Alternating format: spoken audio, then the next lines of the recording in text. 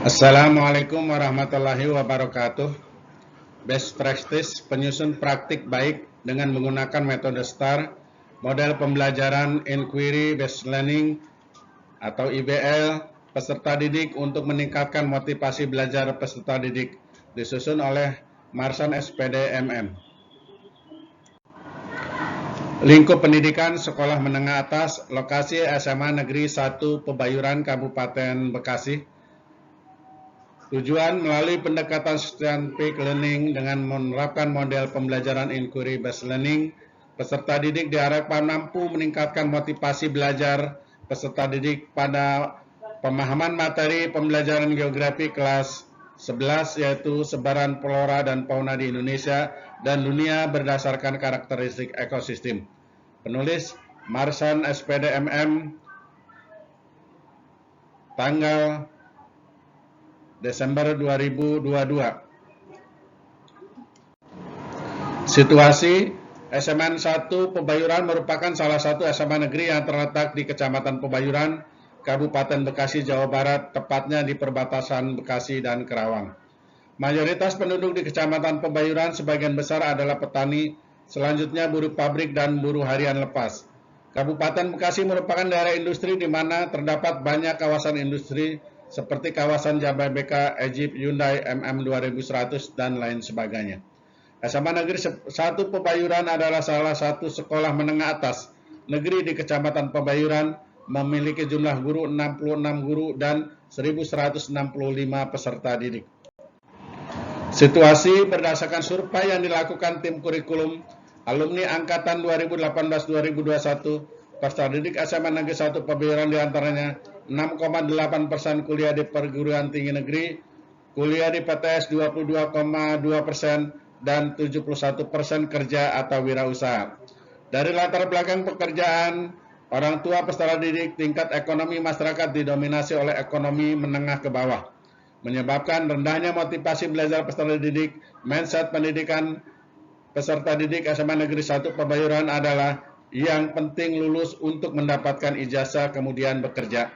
Hal ini juga diperkuat dengan dorongan orang tua yang menginginkan anaknya ketika lulus SMA untuk kerja membantu kondisi ekonomi keluarga, sehingga di sekolah peserta didik memiliki motivasi belajar yang rendah. Minimalnya, sarana dan prasarana penunjang kegiatan belajar seperti kurangnya kelengkapan buku perpustakaan infokus, penyediaan ruang kelas yang panas dengan situasi tersebut mempengaruhi kegiatan belajar mengajar. Banyak guru yang mengalami kondisi comfort zone atau zona nyaman, sehingga kreativitas, inovasi guru dalam proses pembelajaran sangat kurang.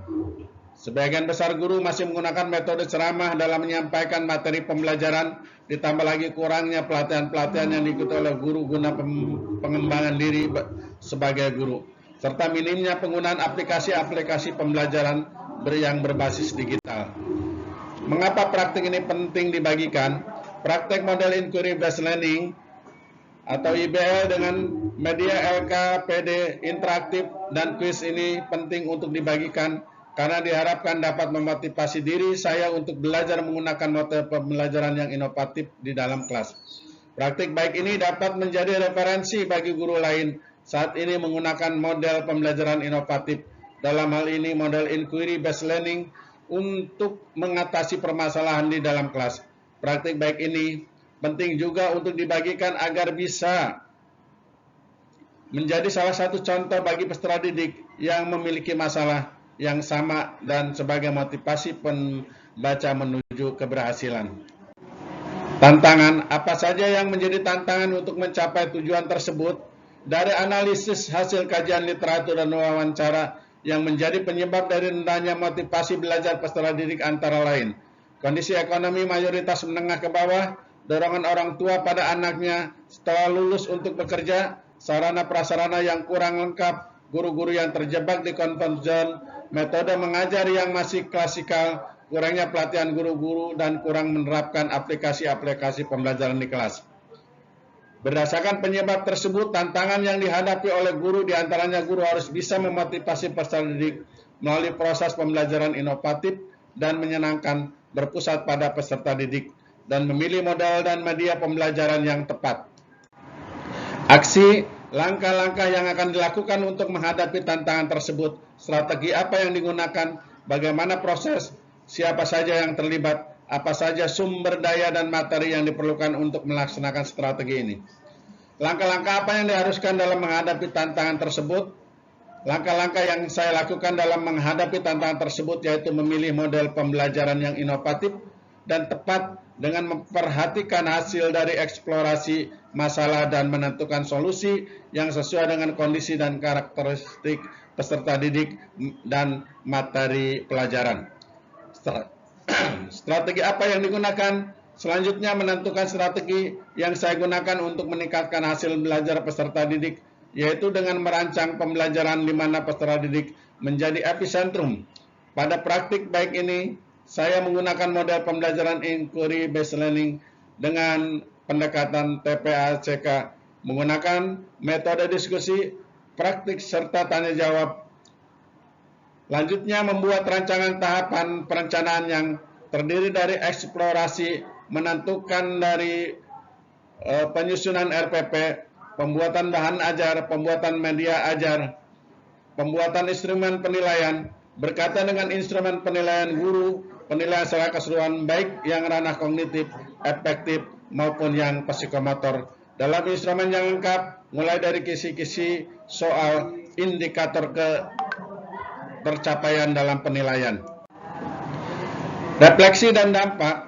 Dampak dari langkah-langkah yang dilakukan antara lain: 1. Pemilihan model pembelajaran inquiry based learning dalam proses pembelajaran yang berpusat pada peserta didik sangat membantu dalam meningkatkan motivasi peserta didik sehingga meningkatkan pemahaman peserta didik terkait materi pembelajaran. Hasil kuesioner yang saya lakukan, motivasi peserta didik pada pembelajaran model inquiry based learning dengan media LKPD interaktif dan kuis sebesar 77,05%. Kedua, peserta didik mendapat pengalaman baru di mana mereka lebih banyak terlibat dalam proses pembelajaran sehingga menjadi lebih aktif dalam proses pembelajaran dan menumbuhkan sikap percaya diri pada saat peserta didik presentasi. Yang ketiga, penggunaan media pembelajaran yang tepat dan menarik membuat peserta didik lebih fokus dalam proses pembelajaran dan memudahkan dalam memahami materi pembelajaran sehingga meningkatkan hasil belajar peserta didik. Terlihat dari peningkatan nilai pretest sebesar 28,3 poin dari nilai pretest awal sebesar 58,82 menjadi 87 poin pada hasil post-test. Keempat, pemberian ice breaking dapat meningkatkan semangat belajar peserta didik. Yang kelima, refleksi pembelajaran menjadi bahan evaluasi untuk guru agar bisa lebih baik dalam proses pembelajaran. Apa yang menjadi faktor keberhasilan dari strategi yang dilakukan? Faktor penentu keberhasilan pembelajaran ini ditentukan oleh beberapa hal seperti penguasaan guru terhadap model pembelajaran, media pembelajaran, metode dan langkah-langkah pada pelaksanaan pembelajaran yang sudah dibuat sehingga peserta didik menjadi antusias dalam mengikuti pembelajaran. Apa pembelajaran dalam keseluruhan proses tersebut? Pembelajaran yang dapat diambil dari proses dan kegiatan yang telah dilakukan yaitu guru tidak hanya mengajar dengan mengacu pada buku peserta didik dan buku guru yang telah disediakan, tetapi berani melakukan inovasi dan kreativitas pembelajaran yang kontekstual sesuai dengan latar belakang peserta didik dan situasi dan kondisi sekolahnya. Hal ini akan membuat proses belajar mengajar sesuai dengan yang diharapkan dan pembelajaran pun menjadi lebih bermakna. Dengan menggunakan model inquiry based learning, peserta didik merasa senang dan lebih semangat lagi untuk belajar.